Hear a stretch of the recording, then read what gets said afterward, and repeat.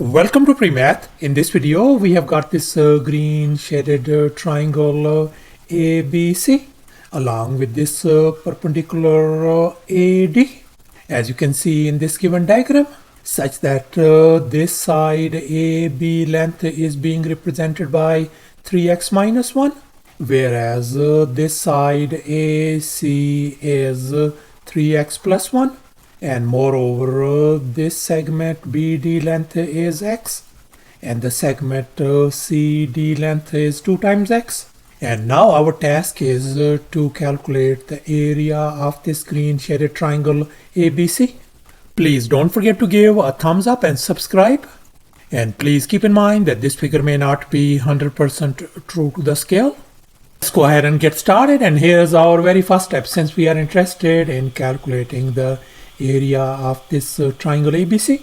And now let's recall the area of a triangle formula. Area is always equal to a half times the base times the height of the triangle. And in our case, the base of this triangle is BC length. And this perpendicular AD is the height of the triangle. So therefore, I'm going to label the height H for this triangle. So therefore, now our task is to find the value of x, and we are going to find the value of the height lowercase h as well. And here's our next step. Let's focus on this right triangle ABD, and we are going to apply the Pythagorean theorem on this triangle. And here's our Pythagorean theorem: a square plus b square equal to c square. In our case, our hypotenuse is 3x minus 1. Whereas our two other legs are x and lowercase h. Let's go ahead and fill in the blanks in this formula. So we got x square plus h square is going to be equal to 3x minus 1 whole square. And now we are going to simplify once again x square plus h square. When we take the square of this binomial, that is going to give us 9x square minus 6x plus 1. And now I'm going to subtract x square from both sides. So therefore we can see this x square and x square is gone. So therefore our h square value is going to be equal to 8x square minus 6x plus 1. And now I'm going to label this one as our equation number 1. And now we are going to focus on this other right triangle ACD. We are going to apply the Pythagorean theorem on this triangle as well. And here's our Pythagorean theorem once again: a square plus b square equal to c square. In our case, the hypotenuse is 3x plus 1. Whereas our two other legs are 2x and lowercase h. Let's go ahead and fill in the blanks in this Pythagorean formula. So we got 2x whole square plus h square equals to 3x plus 1 whole square. Let's simplify. We are going to get 4x square plus h square equal to 9x square plus 6x plus 1.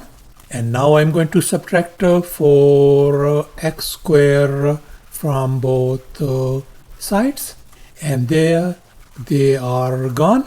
So therefore h square value is going to be equal to 5x square plus 6x plus 1. I'm going to label this one as our equation number 2. And here we are ended up with these two equations. And now we are going to compare these two equations. We can see the left hand sides are identical. So therefore we can equate the right hand sides as well.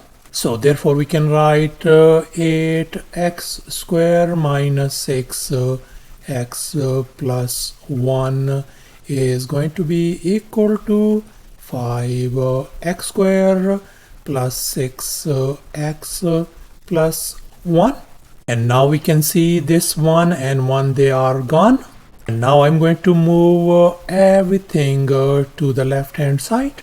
So therefore we can write 8x square minus 6x minus 5x square minus 6x is going to be equal to 0. Let's combine these like terms. So we are going to get 3x square minus 12 times x is going to be equal to 0. And here I'm going to divide each and every term by 3 to make our job simple.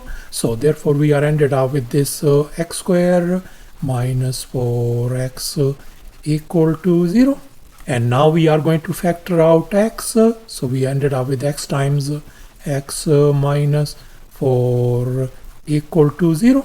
Now we are going to separate. We are going to get either x equal to 0 or x minus 4 equal to 0.